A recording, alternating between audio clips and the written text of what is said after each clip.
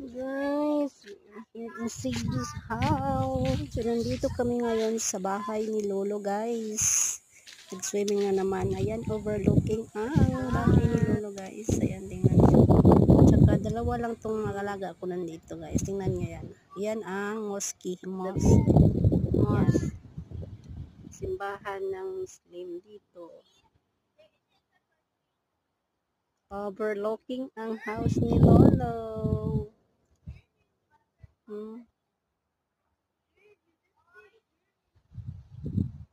Maraming malaking bahay.